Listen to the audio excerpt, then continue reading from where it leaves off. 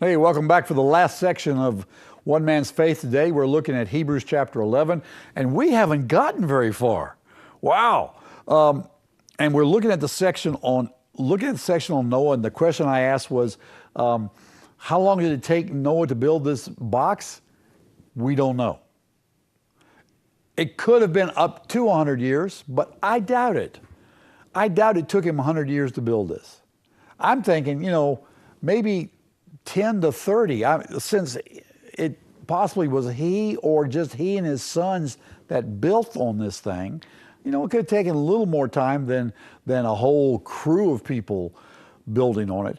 But he was building on it and probably being laughed at. We don't know all the technicalities of what happened. But we do know this, and I mentioned just a minute ago. 3 generations prior to Noah, a man was born, Tubal-Cain, and he is called a forger of all implements of bronze and iron. So it's very possible that Noah had fairly sophisticated implements like saws and hammer and maybe even, nails. If not, things to be able to cut wooden sticks or whatever, drive through and hold this thing together. He had those things based on that. Because listen,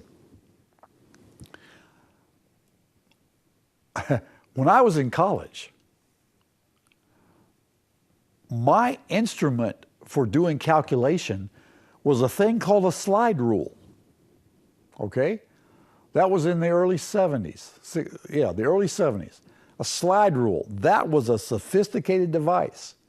If you wanted a digital calculator, it was as big as this book and weighed 20 pounds.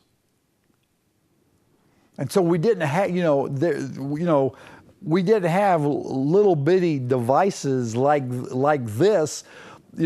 I remember my first computer. My first computer was a Radio Shack Color TRS-80. It had 16 kilobits of memory. It was honking fast for that time. And look where we've gotten. And that's been 40 years. Maybe 50. Do you understand what I'm saying? You see, if we can advance that far and this fast in a short amount of time, these guys, Noah was 500. He was 500. If we can go that far in 40 years, why can't we think that they had sophisticated, for at least for their time period, sophisticated devices like hook and tackle, or those long saws, for cutting wood and for shaping wood and things like that. So to say that it took him 100 years is not necessarily true. There's nowhere that tells us how long it took him. But God said, I want you to build it. And he did. And so by faith, Noah built an ark that was the salvation for his family and for those animals that God wanted to keep. And by doing that, it says, by which he condemned the world, or he sentenced the world, and became an heir of righteousness, which is according to faith. He became an heir of righteousness because he did what God asked him to do. He didn't balk. He just did it. He just did it. And the next man mentioned does the same thing as far as he doesn't balk. And that's Abraham. Verse 8 says, by faith, Abraham, when he was called, obeyed by going out to a place which he was to receive for an inheritance. And he went out not knowing where he was going. See, he had never been there. Abraham, or Abram as he was then, lived in Ur of Chaldeans. He was over in what is called the Fertile Valley, 500-600 miles away from where God was telling him to go. He just lived there. Let's see, and we're talking Genesis 11. It says, now these are the records of the generations of Terah. This is 11:27. Terah became the father of Abram, Nahor, and Haran, and Haran became the father of Lot. So that's how Abram and Lot are associated. Okay, Abram is Lot's uncle. Haran died in the presence of his father Terah in the land of his birth in Ur of the Chaldeans. The story there is that Nimrod killed Haran in front of his father. That's what I guess the legends bring down. That Nimrod, who is the one that built the Tower of Babel, was a mighty man. He was probably one of the descendants of the Nephilim.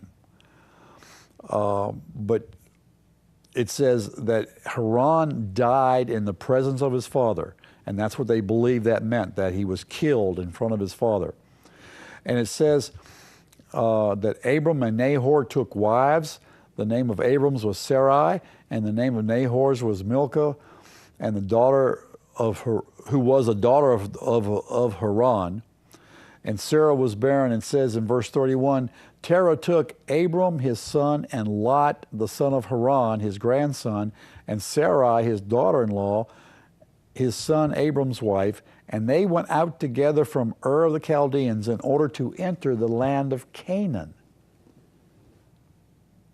Now this is Terah doing this.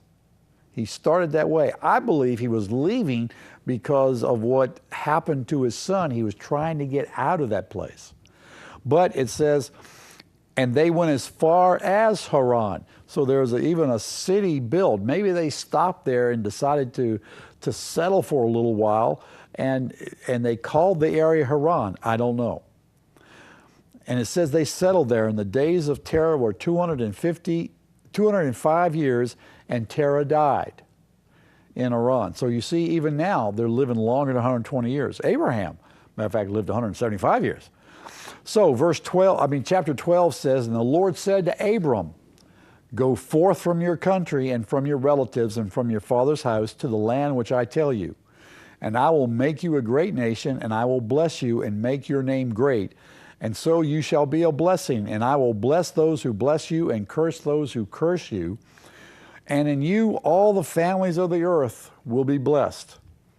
So Abram went forth as the Lord had spoken, and Lot went with him. Now Abram was 75 years old when he departed from Haran. So it says that he went not knowing where he was going. He didn't know, they didn't have brochures of the luxurious Canaan land or anything like that.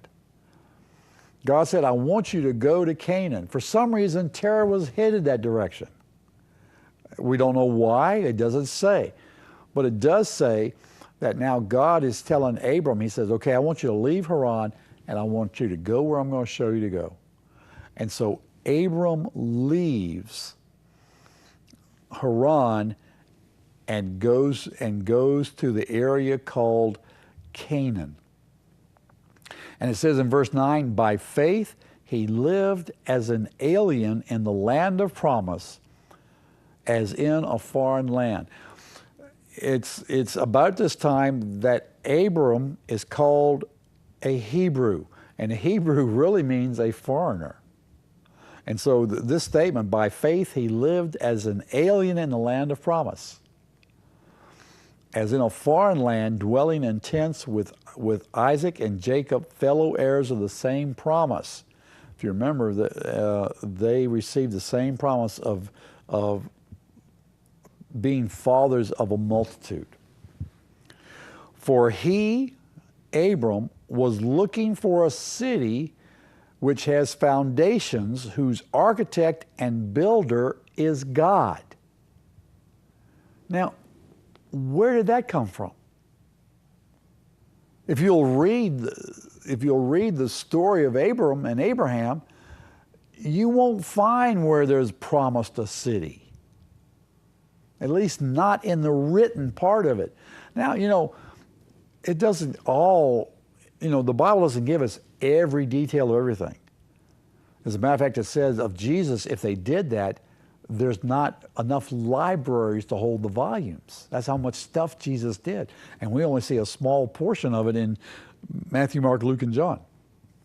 But somehow he had in his head, or he had this promise, and he was looking, and the rest of these people were looking for the city, which foundation is of God.